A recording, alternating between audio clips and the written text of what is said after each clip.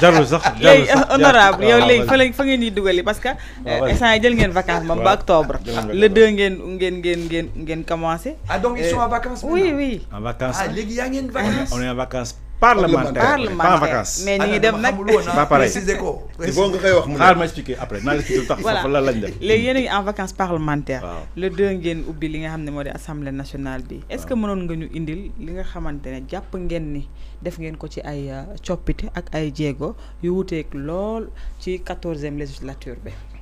waaw lu wuteeg lool ay jéego yu am solo. En fait, on est comme c'est la 15e législature. C'est la 15e, la 15e, on a installé le 2 décembre.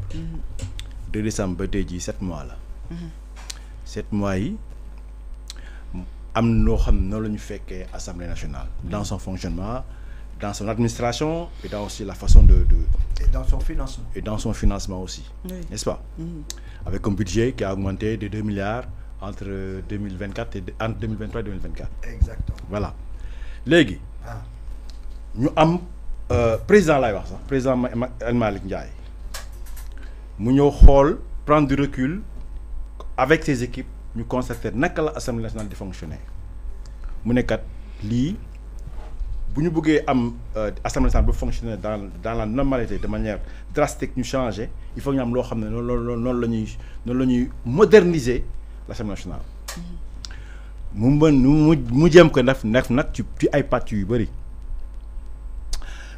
sur le plan législatif de la façon dont l'Assemblée nationale doit mener à bien ses missions, sur le plan administratif, sur le plan financier, de la façon dont le patrimoine de l'Assemblée nationale lañ koy gérer ak la façon dont l'administration de l'Assemblée nationale naka lay gérer.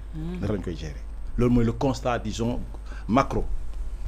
naka lañ koy defee mu ne léegi dafay mettre en place ay commissions ad hoc qui vont réfléchir justement sur ça la façon lu ñu waree moderniser l'Assemblée nationale. Sur le plan financier règlement financier bi ak règlement administratif bi ñu war ko changer. Pour ñu changer ko mettre en place une commission ad hoc jox ko délai 2 mois ne ko ci biir commission bi. mu am ci ay députés mu am ci les députés de manière disons inclusif dugal ci au pouvoir opposition ak les non inscrits.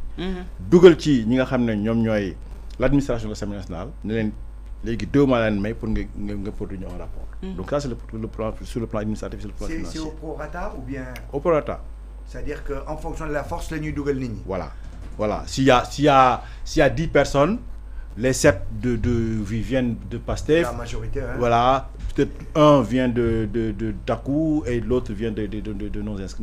Non lañ ko defee. Sur toutes les commissions ad hoc. mu teg beneen commission ad hoc boo xam ne dañu ne moderniser l'Assemblée nationale en fait partie le fait que règlement intérieur bi bu nekk loo xam ne kenn du ci werante bu jéggi dayoo. Donc pour ñu def ko il faut que ñëpp d'accord ci naka lañ koy modifier mu kat teg beneen commission ad hoc boo xam ne dañu jox ko 2 mois pour tous les articles qui étaient problématiques ñu indi ci ay coppite ci loo xam ne lu superflu ñu génne ko lu baax ñu yokk ko ci loo xam ne daf koy moderniser. Donc commission ad hoc bi kii moo ko jiite woon Ayib Daffé avec même pareil toutes les commissions représentées jox leen 2 mois pour ñu rendre un rapport donc rendre nañu rapport. 3e commission ad hoc bu mettre en place mooy depuis 2016 l'Assemblée nationale dafa am mission boo xam ne mooy évaluer les politiques publiques depuis 2016 lañ ko dugal. Mais assemblée mosu ko def. Pourquoi? Ça c'est autre chose, c'est un autre débat. N'est-ce pas? Léegi mu ne ñun dañu bëgg vraiment te loolu lu am importance la parce que évaluer une politique publique mooy bu ñu créer benn programme wala benn politique am ay objectifs. am ay moyens am une équipe qui fonctionne bu ñu bëggee xool ndax liggéey bi baax na il faut que ñu koy évaluer mooy que bu ñu ko évaluer mooy lal objectif bi ñu amoon au début est-ce que en mi de mandat am nañ ci ay firnde que mi ngi dox. bu fekkee à la fin la aussi est-ce que à la fin objectif yu ñu fixé woon est-ce que atteindre nañ ko atteindre luñ ko bu ñu ko atteindreul lu tax bu ñu ko atteindre lan lañ gën a mën a améliorer pour que bu ñuy tegaat beneen politique ñu mën ko def ci anam boo xam ne ñëpp nañ ci gis seen bopp loolu mooy évaluer. léegi nag comme suñu mission la il faut que ñu mun fexe ba suñu mission ba ñu koy mënee. mais problème yi mooy naka lañ koy defee kenn xamul donc ñu ne commission bi liggéeyam mooy mu réfléchir proposer benn méthodologie d'évaluation des politiques publiques. naka lañ koy defee quels sont les concepts extra ñu jox ko 2 mois aussi pour mu def loolu ñett yëpp ont rendu le rapport dans le bureau de l'Assemblée nationale auprès du bureau de l'Assemblée nationale ci lañ def disons événement bi passé bu présenter lépp li nga xam ne def nañ ko donc loolu la ñu fekk ci constat yi Assemblée nationale di fonctionner ci 6 mois yi rapport yi teg nañ ko te pour revenir sur la commission ad hoc mu indi loo xam ne mooy lu existé woon dans le règlement intérieur proposition bi mooy pour évaluer politique bi dañuy créer benn comité permanent avant xam nga mën nañu dañuy créer benn comité ad hoc saa ñu ko soxla rek ñu créer benn comité ñëw ñu évaluer. On n'a pas pris cette option là dañu mettre en place nouvellement léegi une commission permanente qui s'appelle une commission d'évaluation politique publique boo xam ne ñëpp lañ ciy dugg comme ni ñu ko waxee nii de manière paritaire ku ko jiite mooy président de l'Assemblée nationale. mu am toutes les commissions il y en a 14 seen président nekk ci biir comité bi les sensibilités ñu dugal leen ci biir comité bi ba pare mu ñu jël yeneen 9 autres députés yoo xam ne de par leur compétence de par leur parcours de par leur CV yoo xam ne xam nañu liggéey boobu noonu ñu dugal leen ci pour que ñoom mu nekk un comité permanent nga xam ne ñoom chaque année ñoom ñooy mettre en place un programme boo xam ne ñu ne kat ñun minimum ñu fixé ñooy nag il faut en évaluer au minimum deux programmes par an. minimum. bu ñu amee moyen rek ñu évaluer 5 ou 6. ñun kay am ngeen moyen. voilà am moyen léegi loolu moo bees. ci nga xam ne moom la président bi teg moom la député yëpp d'accord yooyu la sensibilité politique yëpp d'accord que désormais à la rentrée on aura vraiment tous les outils qu'il faut pour mener à bien une mission en tant que député. laata ma laa bàyyeeg ñoom benn kay doyen affaire rationalisation des dépenses c'est vrai que président de la République da ko woote le premier ministre ne il faut ñu def ko mais askan bi ñu ci bëri jàpp nañ ni yéen contribuer woo leen ci par rapport ak seen oto yi affaire suukaru koor yeeg yu ni mel seen dépenses yi en fait loolu rek moom ngeen mettre en avant lan nga mën a tontu pour gindi leen exactement. loolu boo nee contribuer aussi mooy xëy na ñu ne xamuñu lu xew parce que am na benn document qui circule boo xam ne dañ ci lister en comparaison entre avant et après tous les avantages que le député avait tous les avantages que les responsables de députés par exemple les présidents de commission yi dama amoon yoo xam ne président dafa ñëw teggi ko dindi ko. mooy yan ak yan. par exemple ay indemnité de session j'ai pas la liste sous les yeux mais on dinaa la mën citer. Oui, c'est vrai. Indemnité de session les doubles machins, voilà, les deux voitures, les deux voitures cela. ban wax ñu. Non, mais on a vu tout ça, c'est bon. Voilà donc. C'est vrai. loolu da lay wan ni on est dans la rationalisation boo xam ne président boppam moo ko jiite. n'est-ce pas léegi nag ci loo xam ne loolu la gars yi vraiment bëgg insister sur la question des voitures. président def na ñaari intervention président Malick. ci moment critique yi nga xam ne polémique bi dafa nekkoon au summum. xam nga mais man dama ne boo dégloo président ñaari yoon rek. ba ñu tëj si kenn sax d'ailleurs. voilà ba war ko àtte le 9 juillet. waaw tëj bu ñuy dégloo président ñaari yoon. affaire de nappe la wala. wala tëj jàngi parce que leer na c'est-à-dire que ce sont les députés eux-mêmes. Oui, ça hein, qui ont le premier contribué à cette rationalisation. Tu vois parce que bu ñu bàyyoon à l'état de la situation avant ça aurait coûté beaucoup plus cher à l'institution que après. waaw kon mbirum suukaru koor yi noo ko mën a expliquer wala dañ leen koy génne rek. non mbirum suukaru koor gi kooku c'est de l'amalgame. Tu parles. C'est de l'amalgame dafa ndànk rek c'est de l'amalgame encore une fois c'est président wax na ko sax.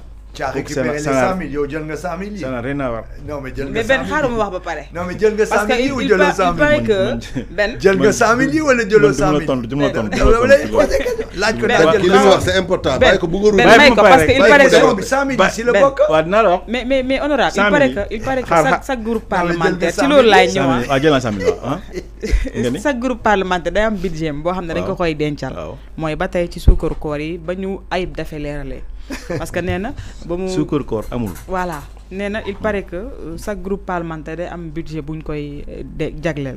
léegi nee na buñ koy jagleel 10 millions. voilà waaw may ma rek. 10 millions sur 7 mois ils ont eu 70 millions. waaw may ma rek te nga bàyyi yow loo yàkkamti. non tu vas me poser les questions kay bàyyi ma lay jox nga jàkkaarloo moom may ñu temps bi jeex na. waaw dëgg la mais les chiffres sont publics hein. Ils ont reçu 70 millions en 7 mois. waaw may ma. est-ce que tu peux écouter. damay couper micro bi loolu sax yoon nekk ci déjà. vas-y léegi ñu ne ci budget boobu la ñenn ci député yi gis ni war nañ ci jël pour dem defi don de soi maanaam def ay ndogu et tout ça. Après ba Ayib gisee ni ñaar ba ñetti député ñu ngi demander pourquoi pas donner à tout le monde. Donc je pense que fa la mbirum sukkaru koor yi génne tuuti gi Mari Sagna bi génn daal di wax waxi sukkaru alors que El Malick éliminé loolu est-ce que yéen a ngi ko doon xaar personnellement koo xam ne yéen a bokk ak moom groupe parlementaire mu leer ko ni on a fait des réformes par rapport au sukkaru koor mu ñëw di insister ci kaawu sukkaru koor. waaw loolu man dama ne foofu gii bi dafa juum parce que su ma nee sukkaru koor amul sukkaru koor amul. parce que ñun tuddewuñu ko sukkaru koor n'est-ce pas. li nga wax ni moo leer chaque groupe parlementaire dañ ko am dafa am dotation en fonction de la taille. Oui. Pour que ñu ko wax sax pour que Ben laisse-le s'il te plaît mu eggali après tu vas prendre la parole. Pour que groupe parlementaire yi fonctionner. Oui. Frais de fonctionnement. Pour que groupe parlementaire yi fonctionner. C'est les frais de fonctionnement. Ça tu l'as dit en même temps. déglul bul yàkkamti bul yàq débat bi. Pour que le groupe parlementaire fonctionne. Oui. N'est-ce pas? Dans le fonctionnement, chaque groupe parlementaire est libre de voir quels éléments les mettre en place, quels critères les mettre en place pour que le groupe fonctionne. N'est-ce pas? Frais de fonctionnement. Mais bu dee askan bi lañ fi toogal nag. bu yàq débat bi. benn xaar ko mu eggali. léegi ñun dañoo am nu ñuy fonctionner. dañoo am ay soxla en tant que député wax ma sax en tant que député en tant que citoyen simple n'est-ce pas boo nekkee dans un groupe am na lu ngeen fonctionner am na lu nga xam ne moom ngeen d'accord moom ngeen déggoo pour résumer. munoo fexe ba faire du social génn ci groupement bu Sénégal nekk munoo ko fexe ba bu mu am. je pas waxuma ay di jël di yàq de mais fu groupe sénégalais nekk ngeen am des critères yoo xam ne dañ jàppalante am di ngeen def du social munoo fexe ba bu dañ. waaw du ngeen ko yemati seen salaire xaar fa laa jëm léegi ñun. ñu am suñu dotation en tant que groupe parlementaire. n'est-ce pas di ko utiliser comme de manière transparente et traçable. ñu ko utiliser noonu lañ koy utiliser comme ni nga ko waxee nii. mu am des gens de temps en temps nekk dans une situation dañuy demander ñu am ay aides sociales yu ñu am. mu gis si ñaar ñeent ñu ne kat comme demande yaa ngi bëri mais mën nañ ko généraliser ñu tuddee ko appui tuddee ñu ko suukaru koor de donc nit ki bu ñëwee ne lii suukaru koor la tooñ nga groupe bi n'est-ce pas donc foofu laa waxee nii foofu gii de man dafa juum ñun ñoo ko tuddee appui tuddee ñu ko suukaru koor te du suukaru koor donc nag moom sax rectifié na ko. jeex na donc débat bi tas na jeex na léegi ñun. loolu du fexe. mais quand même honorable est-ce que tu trouves normal que loo xamante ne c'est pour le fonctionnement du fonctionnement du groupe parlementaire c'est vrai que joxe ay don lu baax la est-ce que jàppoo ni lu ngeen waroon def ci seen peut-être salaire yi ngeen di am la xam nga fan la garaay woon bu fekkoon chaque mois rek ñu génnee 5000 joxe foofu na ñu ne fii kat y a un problème mais Ayib wax nag expliqué na lu leer def na calcul mathématique man mathématicien def na calcul mathématique dafa jël 100 000 diviser ko par 7 parce que boo déggee par exemple li kii doon li gars yi yéen yi wax dañ naan voilà dañ koy def pour entretenir la clientèle politique yow 100 000 ñu jox la ko ci 7 mois yaakaar nga loolu mën na entretenir un clientèle politique chaque mois nga am 14 000 loolu dina nga entretenir loolu donc ça veut dire que l'intention n'est pas là. D'accord. Ça n'a pas été répétitif c'était ponctuel on a fait une seule fois. léegi nag bu ñu ko bëggee jël yóbbu ko fu mu àggul ben loolu chacun est libre de faire. Mais doyen est-ce que jàppoon ne rupture am na ci mesure bi nga xam ne gisoon nañ fi. mais yow c'est doyen qui a la parole. mais waaw bàyyi naa la nga wax. après ngeen wax. benn waxal il y aura deux avis quoi. oui je te laisse parler. soo ma joxee ordre rek ma wax man je te respecte. maa ngi lay déglu. mais moom mooy joxe tout le monde maa ngi lay déglu. non kii je comprends bien ce que tu dis Abdou moi je le dis pas pour empêcher d'être l'empêcheur de tourner en rond c'est pas ça je sais très bien que situation Sénégal, tu ne peux pas venir changer tout, mais ça je le sais, on le voit partout. Mais quand même, on est un pays pauvre. Vous êtes quand même une assemblée nationale, la plupart de vos dirigeants, en commençant par le président de l'Assemblée nationale, disaient il y a quelques années que si nous avons un budget. Budget de fonctionnement, c'est trop. Man quoi, man bëgguma di fi ay var. Donc ngeen ñëw non seulement budget bi dañ ko augmenter, mais après ngeen toogaat ci biir. On vous donne 10 millions par mois pour votre groupe, ce que vous représentez, pour des frais de fonctionnement. Vous vous plaignez que vous n'avez pas d'assistant. Je n'arrête pas de voir dans vos pages, il n'y a pas d'assistant. Jane Bassar dit toujours, oui, il n'y a pas assez de salles, il faut réorganiser ça, c'est pas possible. Vous faites des réunions, même au bout de la rue, à l'Assemblée nationale, à Moulin Place et tout, etc. Mais non, mais arrêtez, on est un pays pauvre. Ça veut dire, tu mouilles la chemise, après maintenant, mais c'est ce qu'on fait tous les jours. Mais si El Malick veut faire des réformes. Vous êtes resté 6 mois assis là-bas à refaire tous les textes. Ah, Ben, xamoo lu xew nag xamoo lu xew. Est-ce que mën nga may 2 secondes parce que bilan xaar dama bëgg rebondir ah.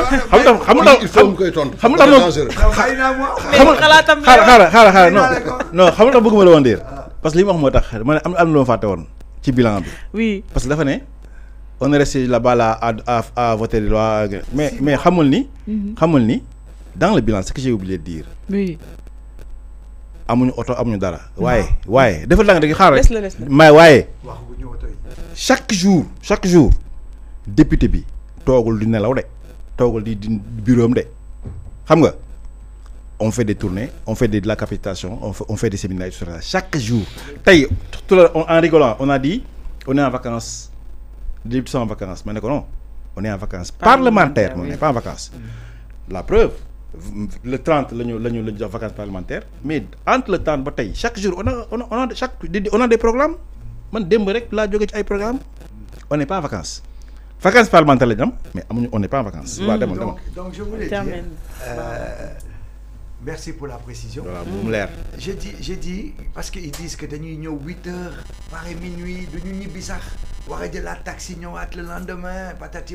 Je les ai écoutés, alors que moi tous les matins je vois les gens quitter Petersen, des matins banlieue à 10h du soir, le lendemain 6h du matin il y a les négis mais Japon situation nous lañ bëgg changer mo tax ñu bëgg nek dans de bonnes conditions. Ils n'arrivent même pas à gagner 5000 francs CFA dans la journée pour que c'est jabar mun togg wala yoyu. Man, je vois ça aussi, c'est-à-dire ils voient que eux, moi je vois le peuple. C'est pareil, c'est normal. C'est normal.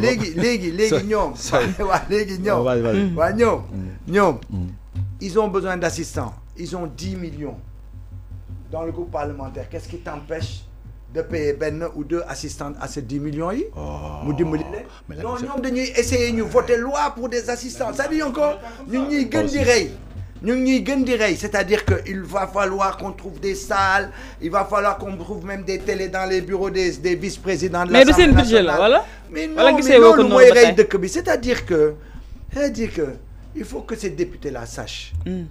Yo, muno ñew xamuñu fu nga joggé yow ci liste Sonko rek nga bokk lool motax ñu nommé la bu doon yow rek xawma ndax di nga jall mais yow mais comme c'était la phrase qui tue quoi mais bon c'est pour m'amuser hein. Donc heureusement que tu dis que tu t'amuses. Heureusement que tu t'amuses. Non, je m'amuse. Ça nous confirmer. Non, parce que ñom tamit quand je leur renvoie à l'envoyeur hein, quand Guy Marius a parlé ils ont dit Guy Marius bo nekkon liste bi sax do jall. Lañ ko wax, ils ont pas tenu compte de la critique. La plupart des gens ont dit... Il ne faut pas généraliser. Tout le monde, personne n'a dit ça. Je leur ai dit pareil. Si vous n'étiez pas sur la liste d'Odial... Il ne faut pas généraliser. Non, je n'ai pas dit que tu l'as dit. L'exception confirme la règle. Voilà. Non mais attends. Donc je vais terminer. Tu vois. Je veux dire donc, on est un pays pauvre. C'est-à-dire qu'il faut que nous xam. D'abord. Le deuxième élément que je veux te dire, commission. Oui. On est 14 commissions. Commission, vous n'êtes que 1 million. Oui, 14 millions, fois 7. ba tey génnoo si seen budget bi de. mais ça mais chaque commission a 1 million. Et alors par mois. Et alors multiplié par 7 mois. Et alors Attends, quel est le travail qu'ils ont fait avec ça? Pourquoi moi je te dis ça? Mais attends, pourquoi je te dis ça? Bon, mais attends, mais moi je te donne d'abord. Vas-y. Ma vision. Guy Marius a déposé une demande d'enquête parlementaire sur dans la zone des Niayes, Diogo et tout ça, etc. D'accord? Depuis le mois de décembre, il n'y a aucun retour de l'Assemblée nationale. Alors que dans les textes, on dit, si je dépose une demande, n'importe quel député, la demande, elle est validée ou pas validée, au bout d'un mois, on doit lui dire. Donc ça fait X temps déroule. Le député d'Arokoudos, qui est dans la zone, on l'a contacté. Wadine, je suis en formation à Omoto. Tu ne penses pas que le million là, ou bien les 10 millions là qui traînent, que là-dedans, on aurait pu dire à ce député-là, mais nous, sur le terrain, la société civile, à y travailler, viens voir ta base électorale. Viens voir ta base électorale, comment elle vit, les difficultés qu'elle a. Wadi Mouné, non. Mingi nek formation, et en même temps, Amouloto. Tu comprends ce que je veux dire? Donc, je veux te montrer par là. Le rapport entre tout ce qu'on donne d'une main, même sous Doyul, mais quel est le qui? Le dernier élément pour comment bailler comme autant. Parce que c'est la problématique des formations. Oui, formation. Mais ils sont tout le temps en formation. Ouais, dans les jungle ça utiliser tablette. Mais yo, dès que il faut boudamati. Non mais non, non mais attends, attends. Mais non, gars, on les forme tout le temps. Ça c'est pas tout le monde. Attends, sur 5 ans, sur 5 ans de travail. On va les former 3 ans, nous 2 ans. Ça pense là, non, mais non. On a une bande de députés. Il faut s'occuper de tout pour eux. Même utiliser tablettes. On a compris. Après, nous avons sur Otoya.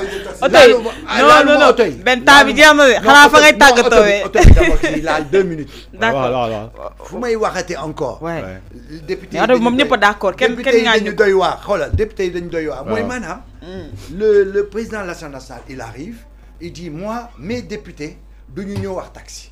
Man may ñew ak auto bour motari darma mais duñu ñew ak taxi. Man may ñew motar 98% des Sénégalais duñu dugg taxi. Man mi di ñew fi BRT lay jël toujours. Tay dama yakamti won. Hein? Non, parce que moi dama utiliser transport parce que ça me va très bien. Voilà. Donc je veux dire les députés du peuple doivent donner l'exemple. Maintenant non mais non si auto bi benen parle. Wa mu ñew mu né man j'ai vu que dans la dernière législature, les députés de l'Union, les pralis, et tout ça, etc. UCA et tout, ils sont dans des situations difficiles, etc. Mais qu'est-ce qu'on s'en fout? Qu'est-ce que je m'en fous qu'un député a une dette, sa dette. Pourquoi il gère? Sa bop. Le temps nous gérer cette dette. Deuxièmement, on leur donne 900 000. Pas pour le moment. Attends, 900 000 il faut nga leeral 900 000 ba El Malick ñëwee ba tey waxal 900 000 jotuñu ko de. On leur donne jotuñu ko selon les textes 900 000 pour des frais pour les défrayer des transports. nee na ba tey kenn jotu ko négal mais yow ñu jot ko bañ ko jot mu ngi ko téye. waaw mais joxu leen attends mais je suis d'accord. Je suis d'accord ça. Mais ils ont, ils ont pris tous leurs calculettes. Comme nous l'avons utilisé sa tablette, nous l'avons calculé. 900 000 multiplié par 12 mois, multiplié par 5 ans. Ça me fait 54 millions ou 58 millions. Mais quoi le calculer là? Vous n'avez pas prime. À mon droit calculer que sur les 5 ans de travail. Prime de transport. Prime de transport, la prime de transport. Attends, on doit calculer. Comme la multiplier, on donne auto bi ben. Mais Marignon si wax. Déjà ma état bi suma ci gis. Marignon si wax ji. Légui gaay ñew né non seulement ils l'ont calculé comme ça, mais au lieu que yow ak 900 000 nga dem gis kuy jaay auto. Nga ñew né ko man bëgg na jënd auto. Nga jënd vélo, nga jënd moto. Auto 10 millions, 20 millions, je m'en fous. Tu as 900 000, tu en fais ce que tu veux. Demain, ce crédit, non. El Malick, non, c'est des enfants. ils sont pas capables de faire ça. Oh, vraiment, ils toi, vont là, s'embêter. moi, je vais faire un crédit pour eux. Je vais faire un crédit pour eux. Je vous garde vos 900 000. Yen sama ay dom ngeen. Yen do len def mu crédit ak intérêt. Mais pourquoi tu dis que je vous garde je vous enlève là. Je vous enlève. En fait, le député, il a tout. Il a nos 900 000. Il ne paye pas de frais d'intérêt. On va lui donner une voiture. Et en plus de ça, on nous dit, voiture B, c'est au nom de nous. C'est-à-dire qu'on va nous donner au nom de nous, de l'Assemblée nationale. Voilà. Après les 5 ans, on les rend. Oui, mais qu'est-ce qu'on s'en fout de cette voiture? Je vais te dire pourquoi. Oui. Parce que cette voiture, ce sera une épave. Tu penses? Mais oui, à moins que auto mi nga xamné diaspora bi mom du ko dowal. buy dem di ñëw man bu may jënd damay jënd waa auto diaspora mais du ma jënd mukk auto ñeneen ñi. Mais léegi je vais te dire. Je vais te dire auto yi l'expérience nous a montré qu'à chaque fois, ça revient aux députés. Et moi, je vous donne mon billet. Dans les 5 ans, Boudjéré, Abdou Sonko, il ramènera sa voiture avec lui parce qu'on va lui dire la voiture, elle coûte tant, amortit tant. Est-ce que tu vas l'acheter? Moi, je vais dire que je vais donc, le fait de nous dire que cette voiture appartient au Sénégal, que nous que ça va être géré. Non seulement ça va nous coûter plus d'argent, parce qu'en plus, en parenthèse, ils ne savent pas prendre une assurance. Hein. Il faut que nous nous assurance. Non, c'est vrai.